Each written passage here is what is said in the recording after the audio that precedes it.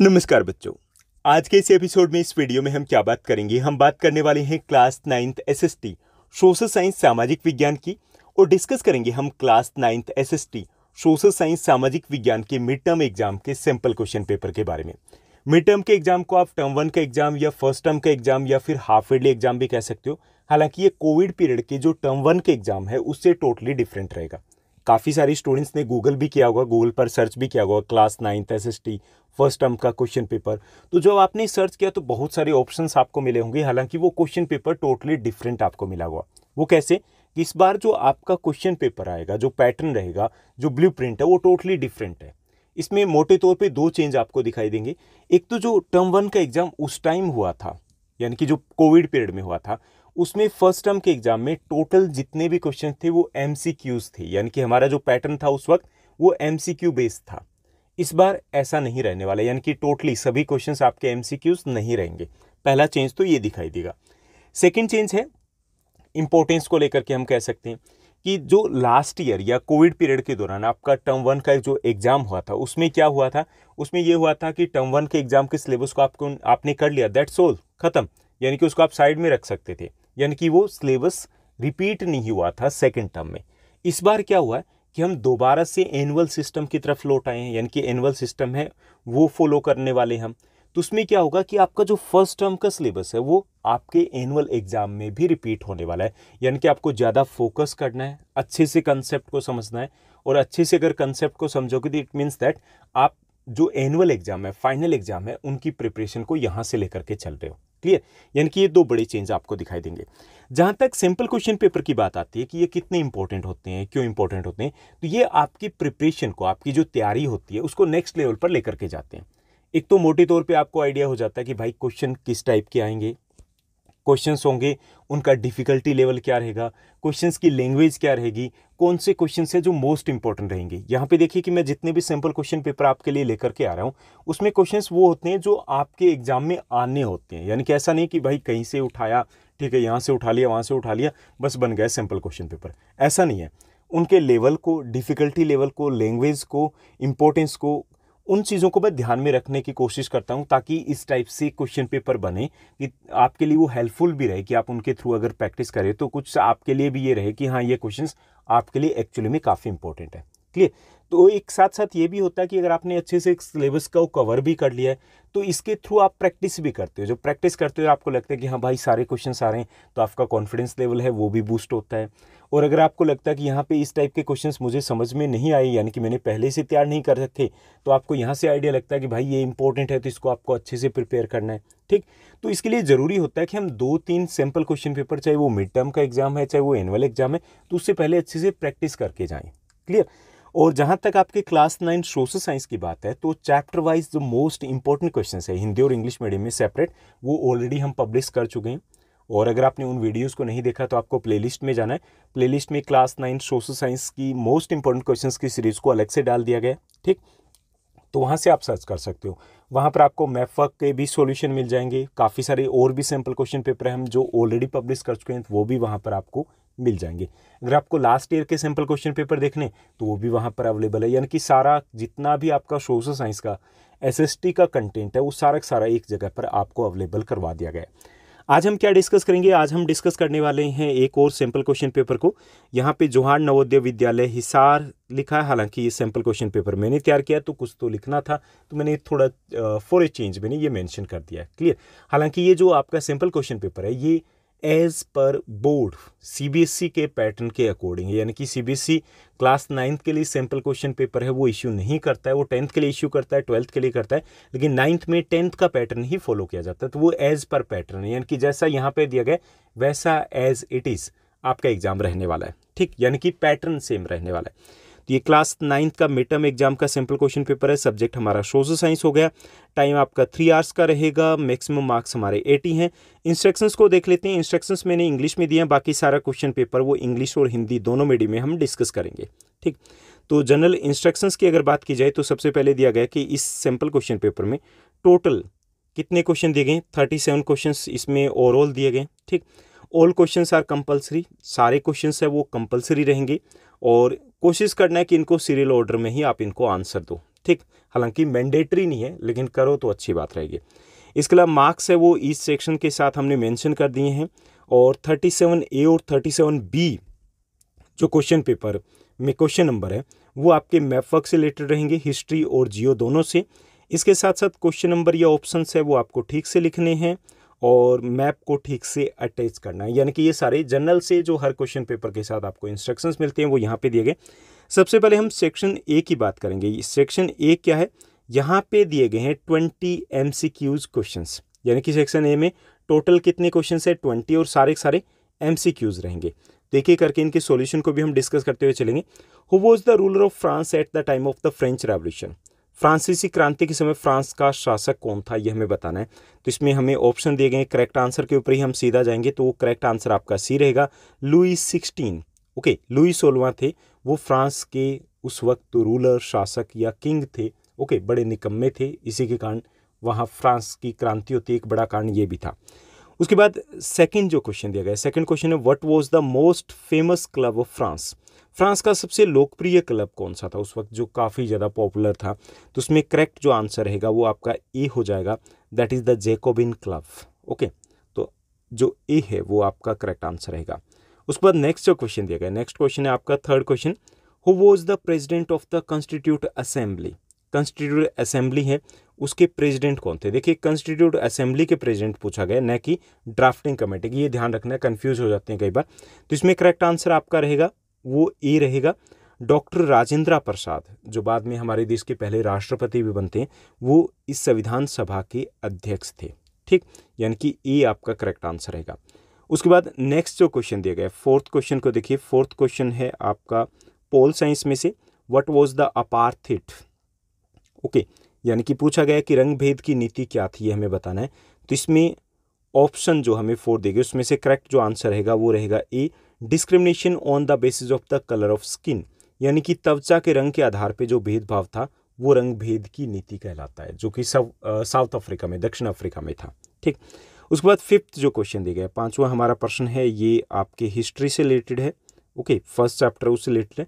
The women in France win the right to vote in, women in France won the right to vote in, win नहीं won आ जाएगा, यानी कि France में महिलाओं को वोट डालने का अधिकार कब मिला, यह हमें बताना है। जिसका करेक्ट आंसर रहेगा ए, 1946 में जाकर के महिलाओं को वहाँ पर जो विमेन है उनको राइट टू वोट मिल पाया था, यानी कि ए आपका करेक्ट आंसर रहेगा। उसके बाद सिक्स्थ क्वेश्चन को देखिए, छठा हमारा प्रश्न दिया गया। सिक्स्थ क्वेश्चन है, name the 2 north eastern states of India. हमें बताना है, name the 2 north eastern states of India through which the tropic of cancer passes. Okay, किन्हीं 2 उत्तरी पूर्वी राज्यों के नाम बताने जहां से होकर के कर्क रेखा गुजरती है। जैसा कि मैंने चैप्टर में और मोस्ट इंपॉर्टेंट क्वेश्चंस की सीरीज में हम ऑलरेडी डिस्कस कर चुके हैं कि इसको याद करने एक सिंपल सा फॉर्मूला है, एक सिंपल सी एक लाइन है, मित्र पर गमछा झाड़। ओके, मित्र पर गमछा झाड़, ठीक, ये एक लाइन है, इसको याद रखना है। इन 8 राज्यों से होकर के जाती है हमारी कर्क रेखा। तो मी से हो गया मिजोरम, त्रय से हो गए त्रिपुरा, पै से पश्चिम बंगाल यानी कि वेस्ट बंगाल, रै से राजस्थान, गै से गुजरात, मैं से मध्य प्रदेश, छः से छत्तीसगढ़ और झार से हो गए झारखंड। अब देखिए नॉर्थ ईस्टर्न स्टेट्स कौन से हो गए, मिजोरम और त्रिपुरा। तो हमारा जो करेक्ट आंसर है वो करेक्ट आंसर हो जाएगा डी, मिजोरम एंड त्रिपुरा।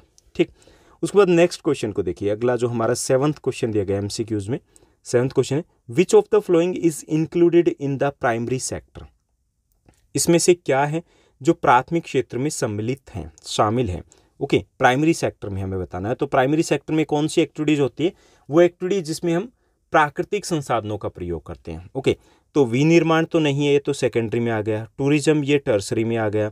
संचार ये भी टर्सरी यानी कि तृतीय क्रिया में आ गया। तो प्राथमिक में आएगा फॉरेस्ट्री यानी कि वानिकी, वनों से लकड़ी काटना इत्यादि। ओके, तो सी आपका करेक्ट आंसर हो जाएगा। उसके बाद नेक्स्ट देखिए 8th हमारा क्वेश्चन दिया गया। 8th क्वेश्चन है कि which river is known as the south Ganga? किस नदी को साउथ गंगा या दक्षिण गंगा कहा जाता है? ओके, तो करेक्ट आंसर आपका ए रहेगा, गोदावरी नदी है, उसको साउथ गंगा, दक्षिण गंगा, बूढ़ी गंगा, वृद्ध गंगा, ओल्ड गंगा, यानी इस प्रकार के कई सारे नामों से जाना जाता है कि वो साउथ की सबसे लंबी नदी है, जैसे कि गंगा नदी नॉर्थ की सबसे लंबी नदी है। ओके, उसके बाद 9th जो क्वेश्चन रहेगा, 9वां हमारा प्रश्न है। 9th क्वेश्चन दिया गया, which is the most important factor of production? Production के जैसे हमने इको के फर्स्ट चैप्टर में किए कि उत्पादन के 4 महत्वपूर्ण कारक होते हैं। तो इन्होंने पूछा कि सबसे इंपॉर्टेंट कौन सा है, तो इसमें करेक्ट आंसर आपका डी रहेगा, ह्यूमन रिसोर्सेज, मानव संसाधन वो सबसे इंपॉर्टेंट है। यानी कि चाहे हमारे पास प्राकृतिक संसाधन हो, लेबर हो, चाहे फिजिकल कैपिटल यानी कि भौतिक पूंजी हो, जब तक मानव उन चीज़ों को मैनेज नहीं करता तब तक उत्पादन नहीं हो सकता। जैसे हमारे पास अगर ज़मीन हो, ट्रैक्टर भी खड़ा हो, ओके, मजदूर भी हो, लेकिन जब तक हम उन चीज़ों को मैनेज नहीं करेंगे अपने आप फसलें नहीं हो सकती। क्लियर? तो ह्यूमन रिसोर्सेज, मानव संसाधन वो सबसे इंपॉर्टेंट है। उसके बाद 10th क्वेश्चन दिया गया, देश is a form of government in which the rulers are elected by the people. Okay, एक ऐसी शासन की व्यवस्था होती है जिसमें शासकों का चुनाव जनता करती है। तो हमें बताना कि ये किसकी बात की जा रही है, तो इसमें करेक्ट जो आपका आंसर रहेगा वो रहेगा डी। ओके, डेमोक्रेसी, लोकतंत्र है वो एक ऐसी शासन व्यवस्था होती है जिसमें शासकों का चुनाव जनता करती है। ओके, डी आपका करेक्ट आंसर हो जाएगा। उसके बाद नेक्स्ट क्वेश्चन की बात करेंगे। अगला जो हमारा प्रश्न दिया गया 11th क्वेश्चन है, in a democracy each adult citizen must have. Democracy में जो हर वयस्क नागरिक है उसके पास होना चाहिए। Okay, in a democracy each adult citizen must have, यानी कि हर वयस्क नागरिक के पास क्या होना चाहिए। इसमें ऑप्शन हमें दिए गए हैं, इनके पहला must have right to vote होना चाहिए, each vote must have one value, सभी वोट का एक समान मोल भी होना चाहिए, सी दिए गए ए एंड बी बोथ, ए और बी दोनों। तो इसमें करेक्ट आंसर हमारा सी हो जाएगा कि भाई वोट का अधिकार भी होना चाहिए और one person one vote one value, यानी कि वोट का मोल भी एक बराबर होना चाहिए। तो सी आपका करेक्ट आंसर रहेगा। उसके बाद 12th क्वेश्चन को देखिए। 12th क्वेश्चन है, the DES was the umbrella organisation that led the struggle against the policies of the segregation. Okay, यानी कि ये पूछा गया कि प्रमुख बड़ा संगठन था जिसने अलगाववादी रंग भेदी नीतियों के खिलाफ संघर्ष का नेतृत्व किया था। ओके, कहाँ की बात हो रही है, साउथ अफ्रीका, दक्षिण अफ्रीका की बात हो रही है। और हमें बताना है कि वहाँ का सबसे इंपॉर्टेंट संगठन कौन सा था जिसने स्ट्रगल किया था उस अपार्थी सिस्टम के खिलाफ। तो इसमें करेक्ट जो आपका आंसर है वो रहेगा बी, अफ्रीकन नेशनल कांग्रेस, यानी कि ANC वहाँ की प्रमुख पॉलिटिकल पार्टी थी। जैसे अपने यहाँ पे इंडियन नेशनल कांग्रेस थी उस समय में, तो वैसे ही वहाँ पर अफ्रीकन नेशनल कांग्रेस थी। क्लियर? यानी कि बी आपका करेक्ट आंसर रहेगा 12th क्वेश्चन का। उसके बाद नेक्स्ट क्वेश्चन देखिए। अगला जो क्वेश्चन दिया गया 13th क्वेश्चन है, how long did it take to make the constitution. संविधान को बनने में कितना समय लगा था ये हमें बताना है। तो इसमें करेक्ट जो आपका आंसर रहेगा वो रहेगा B, 2 years 11 months and 18 days। Okay, B correct answer रहेगा। उसके बाद 14th क्वेश्चन दिया गया, where was Nelson Mandela a popular leader. जो नेल्सन मंडेला वो कहाँ के जन नेता थे, कहाँ पर वो काफ़ी ज़्यादा फेमस थे, लोगों के बीच में लोकप्रिय थे, ये हमें बताना है। तो इसमें करेक्ट आंसर आपका ए हो जाएगा, साउथ अफ्रीका यानी कि दक्षिण अफ्रीका के। उसके बाद नेक्स्ट जो क्वेश्चन दिया गया है, अगला हमारा प्रश्न है, ये जियो के चैप्टर से लिया गया है। Majuli is a riverine island located in the river. Okay, Majuli क्या है, एक नदी द्वीप है, वो किस नदी में ये हमें बताना है। तो इसमें करेक्ट आंसर आपका बी हो जाएगा, ये ब्रह्मपुत्रा नदी में। ठीक, उसके बाद नेक्स्ट क्वेश्चन को देखिए। अगला जो हमारा प्रश्न दिया गया, अगला प्रश्न दिया गया 16th क्वेश्चन है, जैसलमेर इज इन डेस, यानी कि जैसलमेर है कहाँ है, किस प्रदेश में है, स्टेट में कौन से में है, हमें बताना है। तो बी करेक्ट आंसर रहेगा, जैसलमेर है वो राजस्थान में है। ओके, डेजर्ट का मेन पार्ट आ जाता है जैसलमेर। उसके बाद नेक्स्ट क्वेश्चन की बात करें तो अगला हमारा प्रश्न दिया गया, अगला प्रश्न है हमारा 17th क्वेश्चन है, land mass bounded by sea on 3 sides is referred as, कि कोई स्थल भाग जो 3 ओर से समुद्र से घिरा हो तो उसे क्या कहते हैं, उसको पेनिनसुला या फिर हिंदी में प्रायद्वीप कहते हैं। तो सी आपका करेक्ट आंसर रहेगा। उसके बाद 18th क्वेश्चन को देखिए, name the longest tributary river of Ganga. Ganga की सबसे लंबी सहायक नदी का नाम बताना है। सहायक नदी समझते हो ना, कि मान लीजिए कोई नदी है, कोई रिवर है, क्लियर, कोई नदी या फिर कोई रिवर है, जैसे हम यहाँ पे थोड़ा सा ड्रॉ करके देख रहे हैं। तो कोई नदी या रिवर अगर वो किसी सागर या महासागर या झील में गिरती है तो वो मुख्य नदी होती है, और कोई नदी अगर उस नदी में गिरी है तो उसकी सहायक नदी हो जाती है, जैसे कि ये इसकी सहायक नदी है। तो गंगा की सबसे लंबी सहायक नदी कौन सी है, तो वो करेक्ट आंसर आपका बी रहेगा, यमुना नदी है वो गंगा की सबसे लंबी सहायक नदी है। सिर्फ गंगा की नहीं, हमारे देश की भी सबसे लंबी सहायक नदी है यमुना। उसके बाद 19th क्वेश्चन दिया गया, the leader of the Bolshevik party was. Bolshevik party के लीडर कौन थे ये हमें बताना है। तो इसमें करेक्ट आंसर बी रहेगा, लेनिन इसके प्रमुख लीडर थे। ओके, हालांकि बाद में स्टालिन को भी हैंडओवर होता है, लेकिन क्रांति से पहले की बात करें और उस वक्त या क्रांति के समय में लेनिन थे वो बोल्शेविक पार्टी के लीडर थे। तो बी आपका करेक्ट आंसर रहेगा। उस पर 20th क्वेश्चन दिया गया, which estates in France were exempted from paying taxes, France में किस एस्टेट को कर देने से छूट प्राप्त थी। ओके, तो इसमें सी आपका करेक्ट आंसर रहेगा। फर्स्ट और सेकंड एस्टेट यानी कि प्रथम और द्वितीय एस्टेट के जो लोग थे उनको टैक्स नहीं देने होते थे, सिर्फ थर्ड एस्टेट के लोगों को ही सारे टैक्स चुकाने पड़ते थे। तो ये हो गया हमारा पहला सेक्शन क्वेश्चन पेपर का, जिसमें एमसीक्यूज क्वेश्चन दिए गए थे, यानी कि 1 मार्कर क्वेश्चन थे। टोटल हो गए 20 क्वेश्चंस 20 मार्क्स के। उसके बाद सेकंड जो हमारा सेक्शन दिया गया सेक्शन बी, यहाँ पे हमें दिए गए 4 क्वेश्चन, क्वेश्चन नंबर 21 to 24। ये 2 मार्कर क्वेश्चन हमें दिए गए।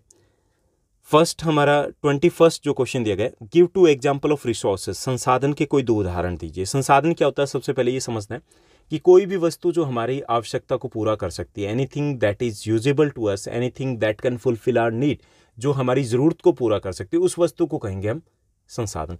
आपके हाथ में मोबाइल है, काम का है, संसाधन है। आपके पास नोटबुक है, काम की है, संसाधन है। आप जिस रूम में बैठे हो वो संसाधन है। जिस बेड या चेयर के ऊपर आप बैठे हो वो भी संसाधन है। यानी कोई वस्तु जो काम की है वो संसाधन है। तो ये जल, भूमि, पेड़ पौधे, ओके, घर, सड़क, व्हीकल, कुछ भी जो आपको दिखाई दे रहा है वो संसाधन है। कोई भी 2 उदाहरण आप दे सकते हो, एग्जाम्पल दे सकते हो। उसके बाद 22वां प्रश्न दिया गया, name the two tributaries of Brahmaputra river. Brahmaputra नदी है, उसकी 2 सहायक नदियों के नाम बताने हैं। ओके, तो दिबांग एक नाम आप देख सकते हो, तिस्ता, मानस। ओके, तिस्ता, मानस, दिबांग, 3 काफ़ी रहेंगे, 3 में से 2 दे दीजिए। तो ये इसकी सहायक नदियाँ हैं। उसके बाद 23rd जो क्वेश्चन है, 23rd क्वेश्चन है, which 2 major peninsular rivers fall into Arabian sea. प्रायद्वीपीय भारत की कौन सी 2 प्रमुख नदियाँ अरब सागर में गिरती है। देखिए, जितने चैप्टर में हमने तीसरे चैप्टर में डिस्कस किया, तो जितनी भी नदियाँ, उनमें से 2 प्रमुख नदियाँ हैं जो अरब सागर में गिरती है। यानी कि अगर इंडिया की बात करें, साउथ इंडिया की, तो उसका ढाल कैसे है, उसका ढाल पश्चिम से पूर्व की तरफ है। ठीक, इस साइड से नदियाँ आकर के गिरती है। लेकिन 2 नदियाँ, एक तो हमारी नर्मदा नदी है और दूसरी हमारी तापी नदी है, जो अरब सागर में यहाँ पर गिरती है। ठीक, तो इसमें कौन सी 2 नदियाँ होगी, नर्मदा और तापी नदियाँ। क्लियर। उसके बाद 24th क्वेश्चन दिया गया, what are 3 most important factors of human resource development. यानी कि मानव संसाधन विकास के 3 सबसे महत्वपूर्ण कारक कौन कौन से, यानी कि जिससे हम संसाधन बनते हैं। जैसे आप सभी स्टूडेंट्स हो, वो क्या हो, मानव संसाधन हो। लेकिन कैसे बनोगे, वो 3 चीज़ों के ऊपर डिपेंड करेगा। एक तो है आपकी शिक्षा, ओके, उसमें क्वालिटी एजुकेशन आ जाएगा।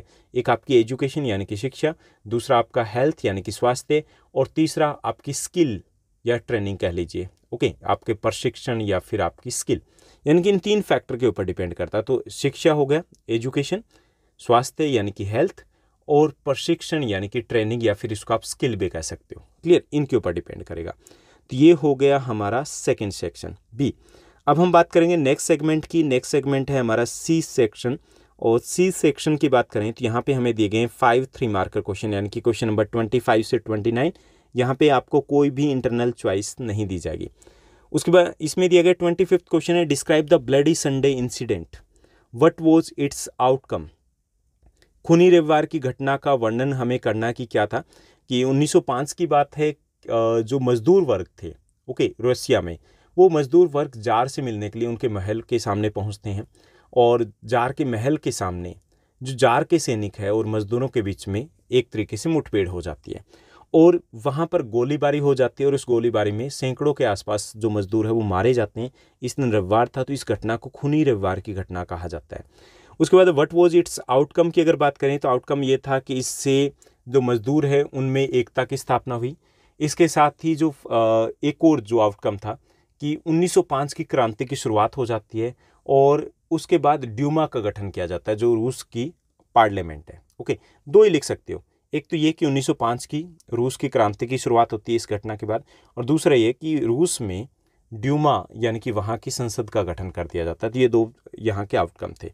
तो थोड़ा सा आपको बताना, इसको एक्सप्लेन करना है कि what was the bloody Sunday incident that the labour और the workers they wanted to meet the tsar, and but the कह सकते हैं कि द ऑफिशियल्स और the security guards they attacked और open fired on those workers के ऊपर open firing कर देते हैं, and in that incident the hundreds of people और द वर्कर्स किल्ड, वो मारे जाते हैं, and that was the beginning of the 1905 Russian revolution की शुरुआत हो जाती है, and after that the Duma was also constituted, यानी कि ड्यूमा का भी गठन हो जाता है। क्लियर, इतना बताना आपको।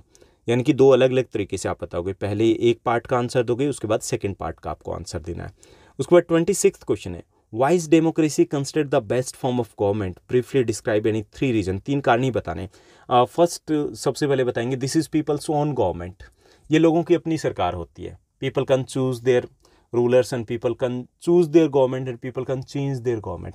सबसे पहले बताओगे कि यहाँ पे लोगों की खुद की सरकार होती है, लोग अपनी सरकार को खुद चुन भी सकते हैं और उसको बदल भी सकते हैं। ओके, पहला। दूसरा बताओगे कि in democracy there is a rule of law, कानून का शासन होता है, यानी कि चाहे वो पीएम हो चाहे पीएन हो, सारे एक बराबर होते हैं। तीसरा, there is one person one vote one value, democracy में एक व्यक्ति का एक वोट होता है और एक जैसी वैल्यू होती है। तो मतलब एक ये भी एक बेटर फीचर होता है, ये आप बता सकते हो। And better decisions are taken in the democracy, ये भी कह सकते हैं यहाँ पे डिसीजन बेटर लिए जाते हैं क्योंकि काफ़ी सारे लोग मिलकर के डिसीजन लेते हैं। तो कोई 3-4 फीचर आप बता सकते हो, ठीक। या इसको अलग अलग भी कर सकते हो कि लोग अपनी सरकार को खुद चुनते हैं, अलग अलग ये भी लिख सकते हो कि उसको बदल भी सकते हैं, बाकी में ऑप्शन नहीं होती है, ठीक। तो आपको कोई 3 बताने, तो बहुत सारे होते हैं। उसके बाद what do you mean by the preamble, explain any 3 features of the preamble of our constitution, प्रस्तावना से आप क्या समझते हैं और हमारे संविधान की प्रस्तावना की कोई 3 विशेषताओं को वर्णन कीजिए। प्रस्तावना क्या होती है कि किसी भी पुस्तक के पहले उसका जो इंट्रोडक्शन होता है वो प्रस्तावना कहलाता है, यानी कि जैसे हमारे संविधान से पहले एक इंट्रोडक्शन दिया गया कि one introduction has been given before in the beginning of the constitution and that is known as the preamble, वो एक इंट्रोडक्शन दिया गया है। Introduction tells us who has prepared this document for whom, किसके लिए प्रिपेयर किया गया, and what are the main features, इसके अंदर क्या है, ठीक। यानी कि प्रस्तावना क्या होती है कि किसी भी दस्तावेज से पहले उसका जो परिचय दिया जाता है उसे हम प्रस्तावना या उद्देशिका बोलते हैं, और उद्देशिका हमें बताता है कि किसने तैयार किया, किसके लिए तैयार किया और इसके अंदर क्या है, ठीक। जैसे बुक से पहले हमें दिया जाता है तो वो इसी टाइप से होता है। उसके बाद अगर मेन फीचर्स की बात करें प्रस्तावना की, तो पहला इसकी विशेषता लोकतांत्रिक देश की, हमारी प्रस्तावना से हमें पता चलता है कि हमारे देश को लोकतांत्रिक देश घोषित किया गया, क्लियर, डेमोक्रेटिक कंट्री डिक्लेयर किया गया। It means that the people can choose their own government, लोग अपनी सरकार को खुद चुन सकते हैं। Republic, India has been declared as a republic country, it means that हमारे देश के जो मुखिया, रिपब्लिक कंट्री कौन सी होती है, जहाँ का हेड ऑफ द कंट्री है वो इलेक्टेड होता है, तो हमारे देश में मुखिया राष्ट्रपति वो चुने जाते हैं। इसके अलावा सेक्युलर कंट्री, एंड जो हमारी प्रिम्बल है that also tells us that India is a secular country, it means that we don't have any official religion, हमारा नहीं है, यानी कि हम धर्मनिरपेक्ष देश भी हैं। तो कोई 3 एक फीचर जो वहाँ पे प्रस्तावना में प्रिम्बल में दिए होते हैं वो 3 एक्सप्लेन कर दो कि वो उसका फीचर हो गया, क्लियर। उसके बाद 28th क्वेश्चन है कि right 3 difference between the western and eastern coastal plain है, उनमें हमें डिफरेंस बताना है। तो सबसे पहले मैं आपको बता दूं, इस टाइप का एक डायग्राम भी आप बना सकते हो वेस्टर्न और ईस्टर्न कोस्टल प्लेन में। तो यहाँ पे वेस्टर्न घाट आ गया, यहाँ पे ईस्टर्न घाट आ गया, तो ये है ईस्टर्न कोस्टल प्लेन और यहाँ पे वेस्टर्न कोस्टल प्लेन। तो सबसे पहले बताओगे कि पश्चिमी तटीय मैदान है वो पश्चिम में है, पूर्वी तटीय मैदान पूर्व में।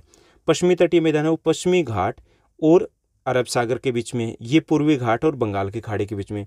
पश्चिमी तटीय मैदान है ये कम चौड़ा है, ये ज़्यादा चौड़ा है, ये कम उपजाऊ है, ये ज़्यादा उपजाऊ है, ये कृषि के लिए कम उपयुक्त है, ये ज़्यादा उपयुक्त है, इसमें कम डेल्टा है, इसमें ज़्यादा डेल्टा आ जाए, यानी कि ये चीज़ें आपको लिखनी है।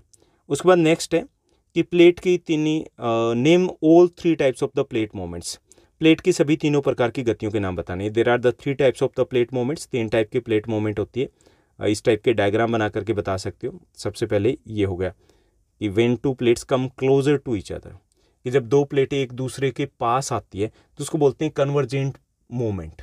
ओके, कन्वर्जेंट मोमेंट हो गया पहला, इसको बोलेंगे अभिसारी गति। दूसरा होता है जब 2 प्लेट हैं वो एक दूसरे से दूर जाती है, तो डी से दूर और डी से डिस्टेंस होगा। When 2 plates move away from each other, उसे बोलते हैं डाइवर्जेंट, यानी कि अपसारी गति। और तीसरा होता है जब 2 प्लेटें एक दूसरे के पास से हॉरिजॉन्टली मूवमेंट करती हुई जाती है, टकराती हुई, ये इधर जा रही है, ये इधर जा रही है, इस टाइप से अगर जा रही है तो इसे हम बोलेंगे ट्रांसफॉर्म, यानी कि रूपांतरण गति। टी से टकराना, टी से ट्रांसफॉर्म। तो 3 प्रकार की गतियाँ इनको आपको बताना है और छोटे से पेंसिल से डायग्राम भी बना दोगे, क्लियर। उसके बाद नेक्स्ट अगर हम बात करें, सेक्शन डी हमारा दिया गया, नेक्स्ट सेगमेंट दिया गया, इसमें हमें 5 मार्कर क्वेश्चन दिए गए हैं। ये क्वेश्चन ऑलरेडी हम डिस्कस कर चुके हैं डिटेल में, जो मोस्ट इंपॉर्टेंट क्वेश्चन की सीरीज है। जिसमें जैसे 30th क्वेश्चन दिया गया, तो यहाँ पे आपको इंटरनल चॉइसेस मिलेगी। Explain the causes of the French revolution, French revolution के कारण बताने, तो बहुत सारे कारण हैं। अयोग्य शासक, okay, weakness of the ruler, ruler थे वो वीक थे। इसके साथ साथ टैक्स सिस्टम, वहाँ का सोशल डिवीज़न ही ऐसा था कि थर्ड जो वहाँ पर एस्टेट था, थर्ड एस्टेट, उसको दबाया जा रहा था। इंक्रीज इन द टैक्सेस, करों में वृद्धि करने की कोशिश की जाती है, तब भड़क जाते हैं लोग। महंगाई हो गया, ओके। इसके साथ साथ अनएम्प्लॉयमेंट यानी कि बेरोजगारी हो गया, भूखमरी की समस्या हो गया, okay, shortage of the food resources हो गया, यानी कि इस टाइप के कारण थे। तो उनमें से 5-6 कारण आपको एक्सप्लेन करने। उसके बाद रूढ़िवादी, उदारवादी और रेडिकल कौन थे, तो ये in the beginning there were in the beginning of the 20th century की अगर हम बात करें, 20वीं सदी की शुरुआत में, तो रूसी समाज में 3 प्रकार की विचारधाराएं थी।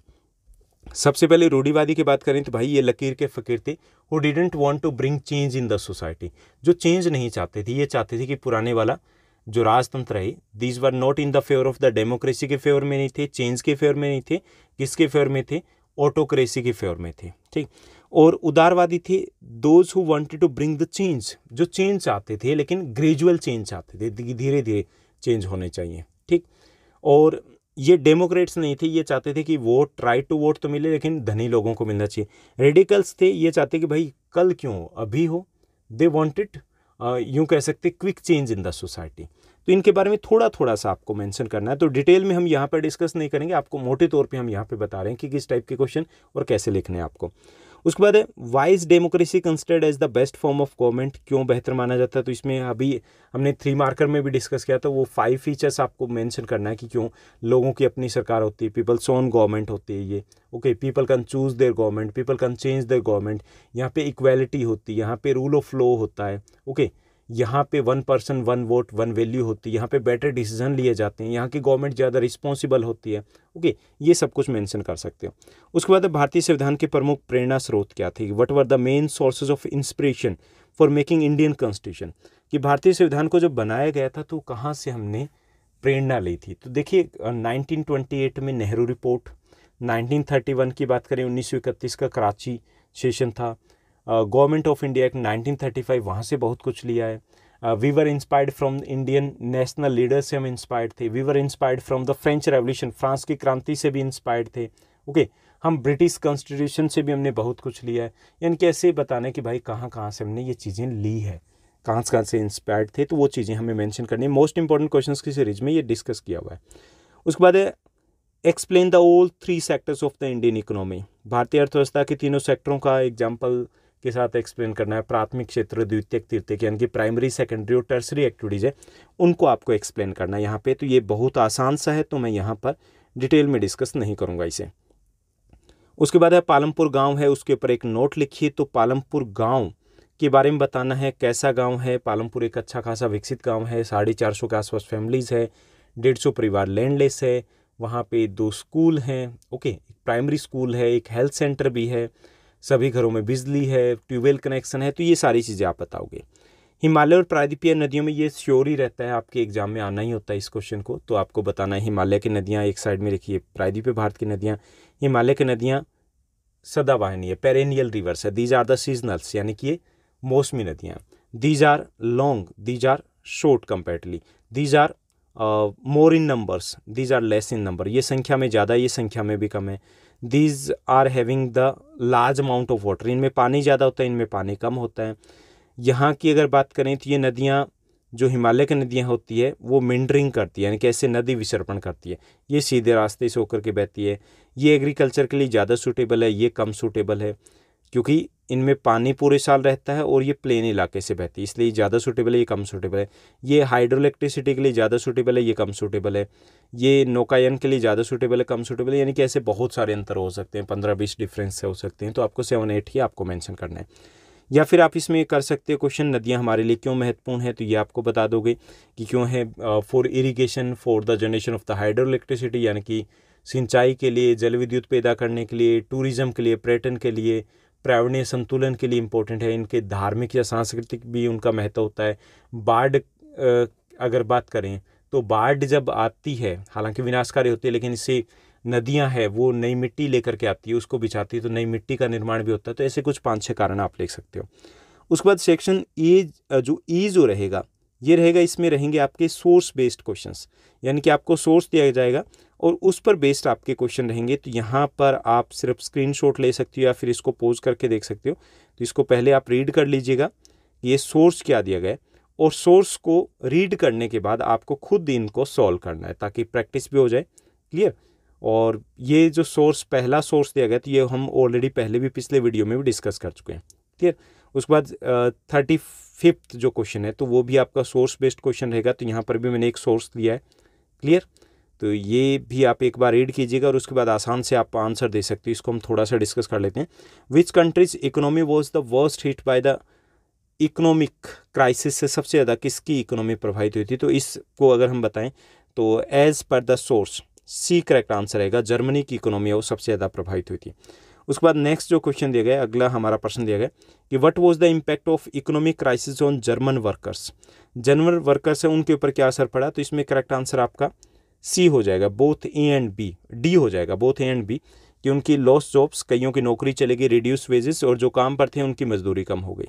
उसके बाद जो सेकेंड पार्ट दिया गया, explain the impact on the economic crisis on the German youth की बात करें तो जर्मन यूथ है दे कह सकते हैं, जैसे यहाँ पे क्लियर इसका आंसर भी दिया गया है लास्ट में, अगर आप देखोगे कि आमतौर पे दे लॉस्ट देयर जॉब्स, उन्होंने जॉब खो दी, एंड दे यूँ कह सकते हैं कि they diverted themselves towards the crime, crime की तरफ वो डाइवर्ट हो गए थे।